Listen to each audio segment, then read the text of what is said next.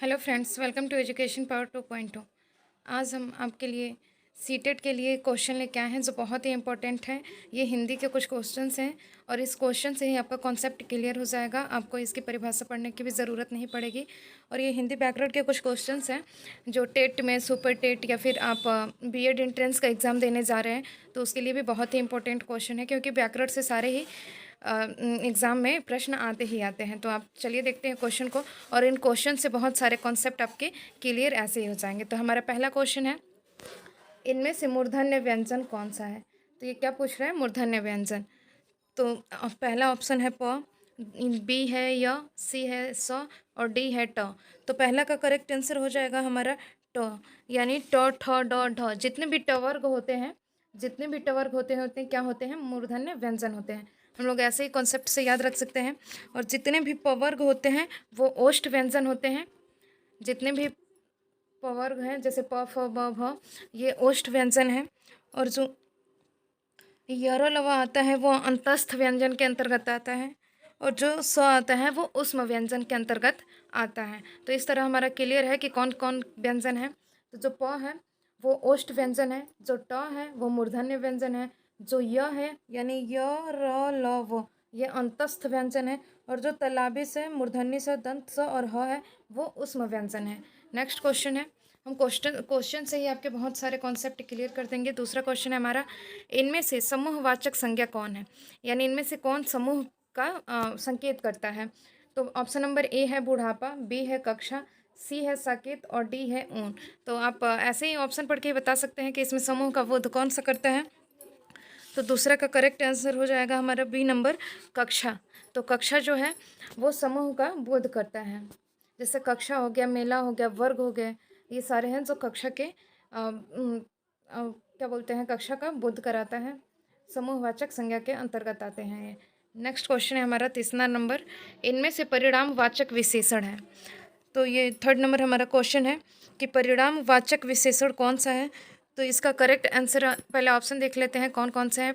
Option number A है 5 kilo, B है छोटा, सी है पापी, डी है चौथा। तो तीसरा का करेक्ट आंसर हमारा हो जाएगा ए नंबर, 5 किलो, यानी जो 5 किलो है ये परिणामवाचक विशेषण है।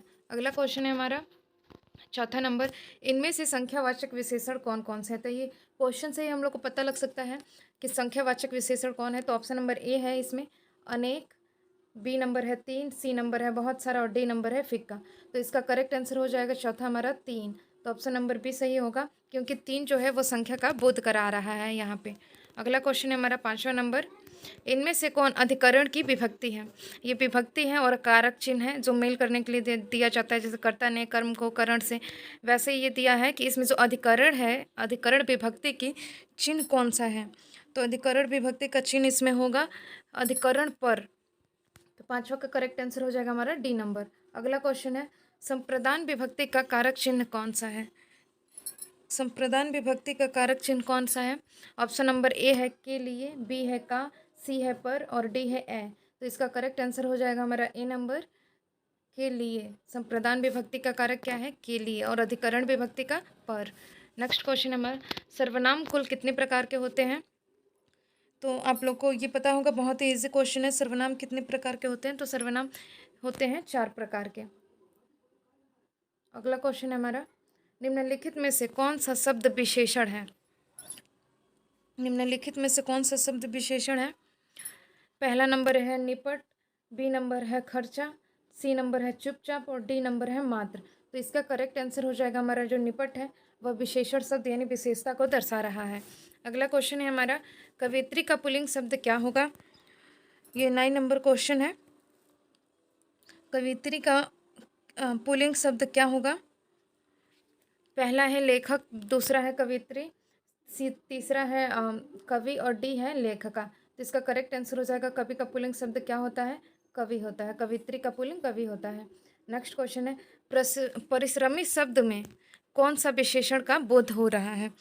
तो ये 10वां नंबर क्वेश्चन है कि परिश्रमी शब्द में कौन सा विशेषण का बोध हो रहा है। तो ऑप्शन नंबर ए है गुणवाचक विशेषण, बी है संख्यावाचक विशेषण, डी है परिणामवाचक विशेषण और डी है सर्वनामिक विशेषण। तो ऐसे ही क्वेश्चन से पता चल जा रहा है कि प्रसरमी क्या बोध करा रहा है, तो गुण बोध करा रहा है। तो इसका करेक्ट आंसर हो जाएगा गुणवाचक विशेषण। अगला हमारा क्वेश्चन है, वह कौन सा शब्द है जो प्रायः बहुवचन में प्रयुक्त होता है, यानी कौन सा शब्द है जो हमेशा के लिए बहुवचन में ही प्रयुक्त होता है। ऑप्शन नंबर ए है देव, बी है छात्र, सी है नक्षत्र और डी है प्राण। तो इसका करेक्ट आंसर होगा हमारा डी नंबर, जो प्राण है वह हमेशा बहुवचन में ही प्रयुक्त होता है। अगला हमारा क्वेश्चन है, निम्नलिखित विकल्पों में सकर्मक क्रिया का चयन कीजिए, यानी इनमें से सकर्मक क्रिया कौन कौन से हैं, सकर्मक क्रिया का चयन कीजिए। ऑप्शन नंबर ए है लेटना, बी है छूटना, सी है पिघलना और डी है तड़पाना। तो इसका करेक्ट आंसर हो जाएगा हमारा बी नंबर, छूटना। छूटना जो है वो सकर्मक क्रिया है। अगला क्वेश्चन है, मानव शब्द के लिए उपयुक्त भाववाचक संज्ञा का चयन कीजिए। ऑप्शन नंबर ए है मनस्वी, बी है मानवता, सी है मनुष्य और डी है आदमी। तो ये क्या पूछ रहा है, भाववाचक पूछ रहा है। तो मनुष्य के लिए भाववाचक क्या हो जाएगा, मानवता, ऑप्शन नंबर बी। अगला क्वेश्चन है हमारा, हिंदी शब्द में वह ध्वनियाँ कौन सी हैं जो स्वतंत्र रूप से लिखी या बोली जाती हैं।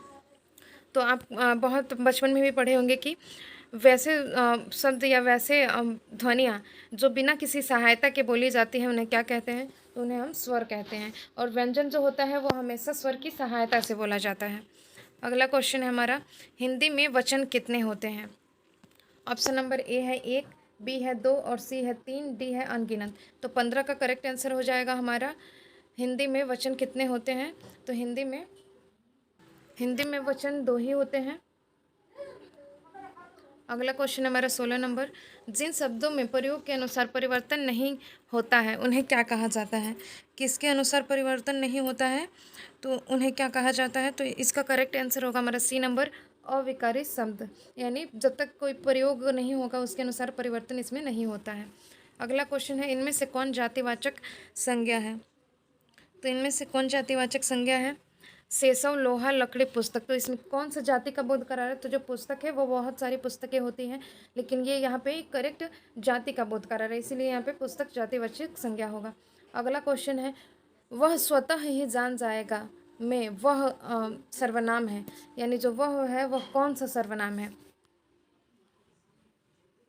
तो इसका करेक्ट आंसर हो जाएगा निजवाचक सर्वनाम, यानी जो इसमें वह है वह निजवाचक सर्वनाम है। अगला क्वेश्चन है हमारा, वर्ण शब्द का अर्थ नहीं होता है। पहला है रंग, दूसरा है आकाश, तीसरा है जाति और डी है अक्षर।